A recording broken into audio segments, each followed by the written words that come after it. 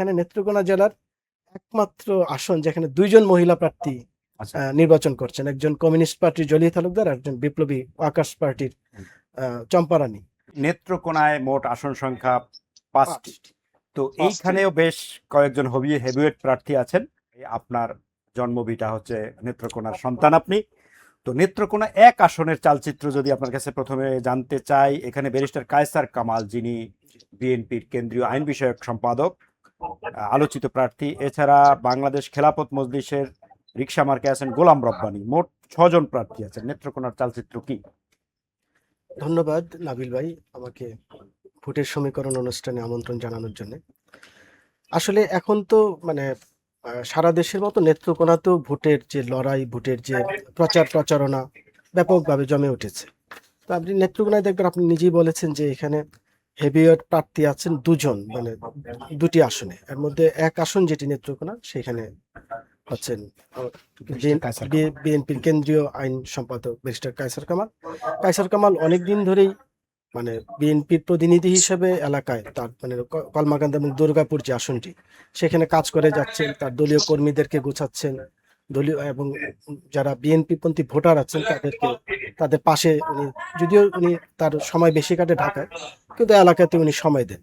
সেক্ষেত্রে বলা যায় যে উনি একেবারে বিনা মানে খুব মানে কোনো কষ্ট ছাড়াই বা খুব হার্ড মানে কম্পিটিশন ছাড়াই উনি জয়ী হতে যাচ্ছেন, এটা আমরা ধরে নিতে পারি। আচ্ছা, আমরা যদি নেত্রকোনা 2-এ আসি, নেত্রকোনা 2-এর পরিস্থিতি কি? সেখানে প্রার্থী আছেন 5 জন। এখানে বিএনপির মোহাম্মদ আনোয়ারুল হককে দেখতে পাচ্ছি, আর এনসিপির প্রার্থী আছে। এখানে জামাতের প্রার্থী নাই, ফাহিম রহমান খান এনসিপির প্রার্থী। এখানে নেত্রকোনার 2 আসনটি হচ্ছে নেত্রকোনা সদর এবং বারহাট্টা। এটিও একটি খুব গুরুত্বপূর্ণ আসন, এবং যিনি বিএনপির প্রার্থী হিসেবে আছেন উনি হচ্ছেন নেত্রকোনা জেলা বিএনপির সভাপতি ডাক্তার আনোয়ার। উনিও মানে ওই বিগত সময়গুলোতে কর্মীদের পাশে ছিলেন, ভোটারদের পাশে ছিলেন, এবং অনেক লড়াই সংগ্রাম করে এই পর্যন্ত উনি এসেছেন। এবং তার পুরস্কার স্বরূপ আগেই উনি ওই জেলা বিএনপির সভাপতি পদ পেয়েছেন। আর এখানে আপনি যে বললেন যে জামাতের প্রার্থী নেই, আমরা যদি বলি বিএনপির পরেই যে প্রার্থীকে কাউন্ট করা সেটা হচ্ছে জামাত নেই, বিদ্রোহীও নাই। সেই ক্ষেত্রে আমরা মনে করছি, এবং ভোটারদের যে তাদের যে মানে এলাকার মানুষের যে অভিমত, সেই অভিমত অনুযায়ী বোঝা যায় উনি খুব সহজেই পাশ করতে যাচ্ছেন। মামুন খান, ধন্যবাদ। আমরা একটু নেত্রকোনায় যাই। মাহবুবুল কিবরিয়াকে শুনতে পাচ্ছেন আমাকে? জি, শুনতে পাচ্ছি। আচ্ছা, মামুন খান বললেন যেমন যে নেত্রকোনা 1 এবং 2 আসনে বিএনপির প্রার্থীরা স্পষ্ট এগিয়ে আছে। আপনি কি মনে করেন? আপনি মাঠে কাজ করছেন, মানুষের রিয়াকশন কি? ধন্যবাদ মামুন ভাই, এবং সেই সাথে মামুন খানকেও। তো আমি বলতে চাচ্ছি নেত্রকোনা জেলার 5টি আসন।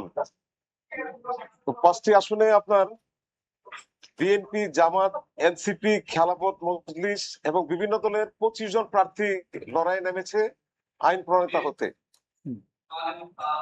নেত্রকোনা 5টি আসনে বরাবরই বিএনপি এবং আওয়ামী লীগ তাদের প্রাধান্য ধরে রেখেছিল। তো আপনি বলছেন যে আসলে নেত্রকোনা 1 আসন, নেত্রকোনা 1 আসন দুর্গাপুর কলমাকান্দা, এটা গারো পাহাড় অঞ্চলের কলমাকান্দা এবং দুর্গাপুর উপজেলা নিয়ে নেত্রকোনা 1 আসন।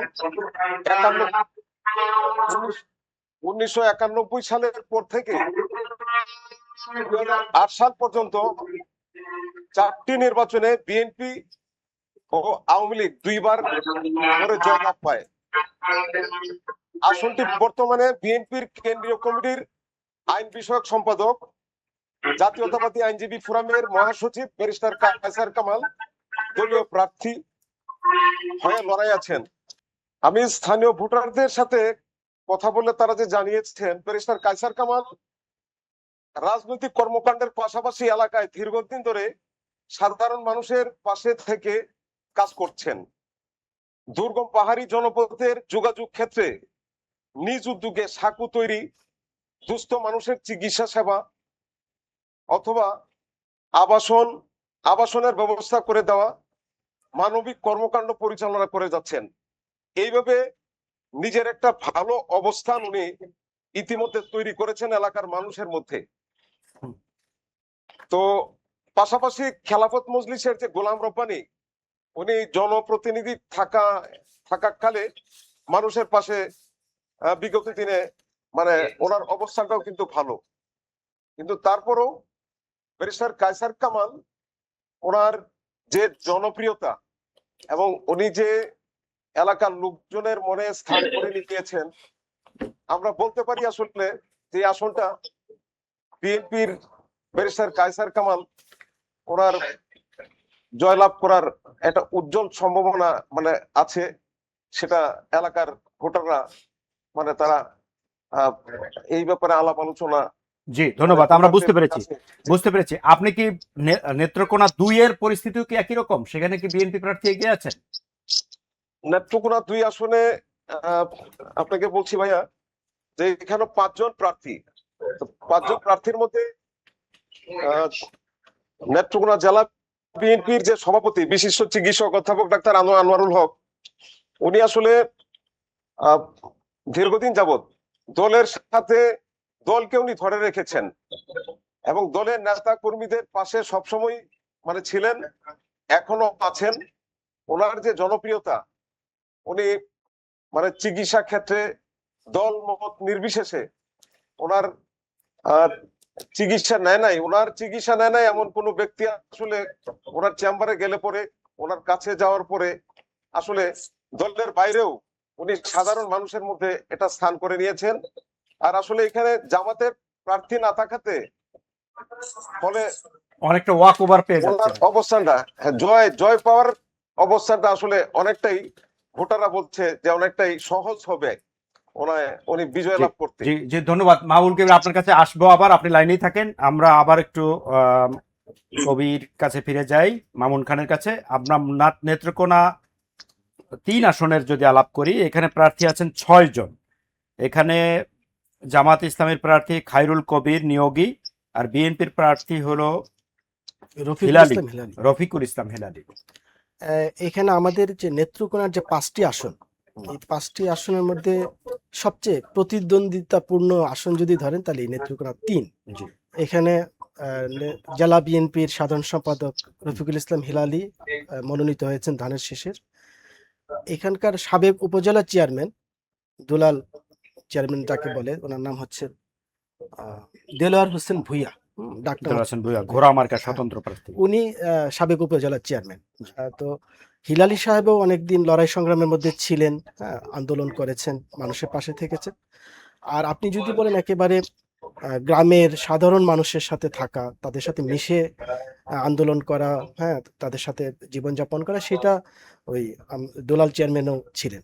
তো সেই ক্ষেত্রে খুবই দারুণভাবে ওইখানে মানে প্রতিদ্বন্দ্বিতা জমে উঠেছে। আপনি যদি ধরেন 50 জনকে জিজ্ঞেস করবেন, 25 জন বলবে হিলালি সাহেবের কথা, 25 জন বলবে দোলা সাহেবের কথা, মানে দেলোয়ার হোসেন ভুইয়া। মানে এটা খুবই বিএনপি প্রার্থীর সাথে তাদের বিদ্রোহী প্রার্থী, এবং মানে এটা মানে অনেকেই বলতেছে যে বিদ্রোহী প্রার্থীও জয়লাভ করতে পারে, সেরকম একটা সম্ভাবনা আছে। আচ্ছা, আমরা যদি 4-এ যাই, নেত্রকোনা 4-এ মাবুল কিবরিয়া, নেত্রকোনা 4-এ আমরা দেখছি 5 জন প্রার্থী আছেন। জামাতের ইসলামের আল হেলাল এবং বিএনপির প্রার্থী হচ্ছেন আলোচিত ব্যক্তিত্ব লুৎফুজ্জামান বাবর, সাবেক স্বরাষ্ট্র প্রতিমন্ত্রী। উনি নাকি এলাকায় খুব জনপ্রিয়। আসলে পরিস্থিতি কি, এখানে কেমন প্রতিদ্বন্দ্বিতা হওয়ার কোনো সম্ভাবনা কি আছে?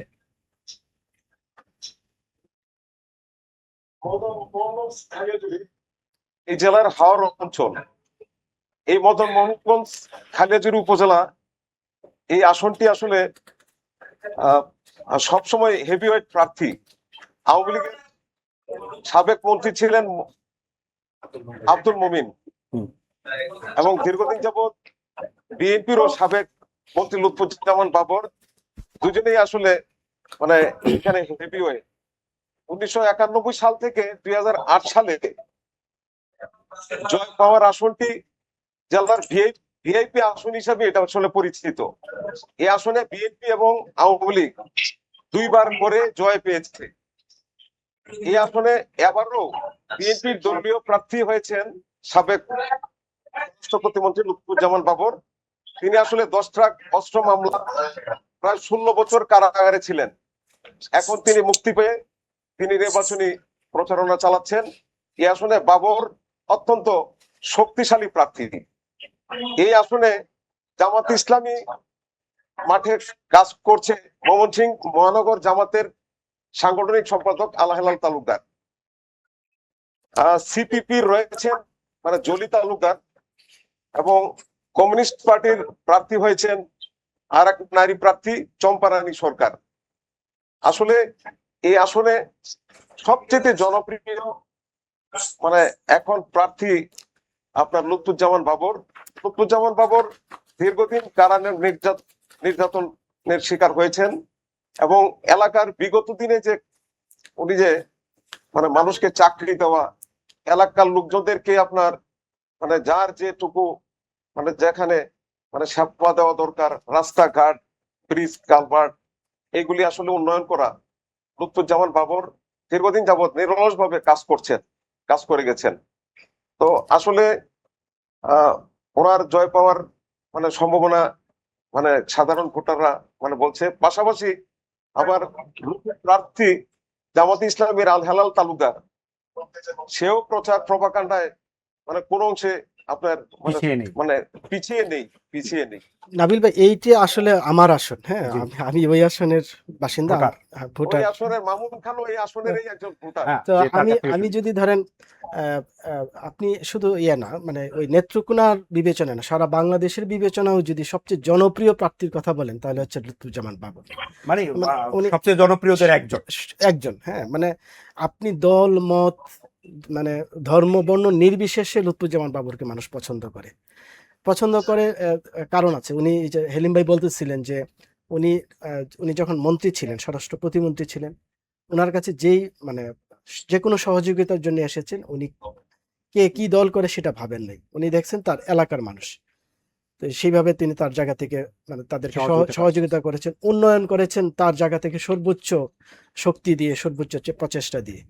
এখনো যে উনি দাঁড়ে যাচ্ছেন, মানে কেউ তাকে দলীয় প্রার্থী মনে হচ্ছে না, মনে হচ্ছে আমার এলাকার লোক, আমার ঘরের সন্তান। হ্যাঁ, এবং উনি যখন দীর্ঘদিন জেলে ছিলেন, এই এলাকার বিশেষ করে মদন, মোহনগঞ্জ, খালিয়াজুড়ির মানুষ, আমি এরকম শুনেছি যে তার জন্য রোজা রেখেছেন, তার মুক্তির জন্য, তার জন্য নামাজ পড়েছেন মানুষ, বিশেষ করে বয়স্ক মহিলা। উনি এতটা জনপ্রিয় ওই এলাকায়। মানে লুৎফুজ্জামান বাবরের যে প্রতিদ্বন্দ্বীরাও তো তারা হচ্ছে চেষ্টা করছেন তাদের মতের লোকদেরকে ভোটে ভিড়াতে, কিন্তু মনে হয় যে সেটা খুবই কিঞ্চিত লুৎফুজ্জামান বাবরের যে মানে প্রভাব তেমন প্রভাব পড়বে না। যেমন। আর এই আসনে আমি আরেকটু যোগ করি যে এটা আরেকটা বৈশিষ্ট্য হচ্ছে, এখানে নেত্রকোনা জেলার একমাত্র আসন যেখানে দুইজন মহিলা প্রার্থী আচ্ছা। নির্বাচন করছেন, একজন কমিউনিস্ট পার্টির জলি তালুকদার, একজন বিপ্লবী ওয়ার্কার্স পার্টির চম্পারানী। তো ওনারাও ওনাদের মতো করে করবেন। কিন্তু মানে এটা বাবরের আসন, এটাই একমাত্র মানে পরিচয় যে এটি একটি বাবরের আসন।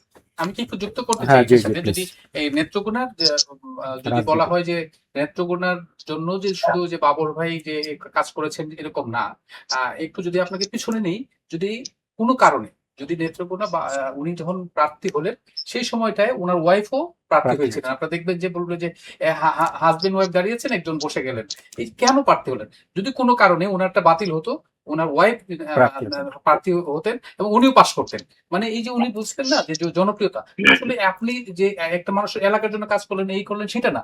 উনি যেই কাজটা সবচেয়ে গুরুত্ব দিচ্ছেন, যেটা ওনাদের মুখ থেকে আমি শুনিনি, এই জন্য আমি একটু যোগ করার জন্য বললাম, সেটা হলো কর্মসংস্থান।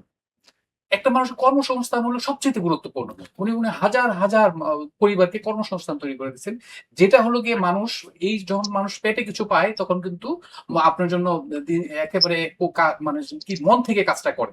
এই একটা মানে মাইন্ড ফলক তৈরি করেছেন, যে কারণে উনি পুরো ময়মনসিংহ অঞ্চলের জন্য খুব জনপ্রিয় মানুষ।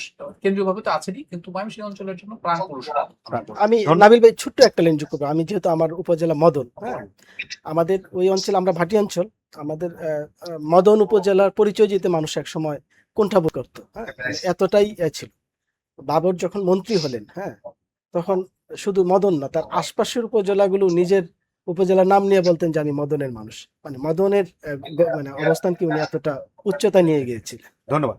আমরা একটু হেলিম ভাইয়ের কাছে যাচ্ছি। নেত্রকোনা 5-এর বিষয়ে ওনার কাছে জানতে চাইবো। সেখানে প্রার্থী সংখ্যা দেখছি কম, মাত্র 3 জন প্রার্থী আছেন।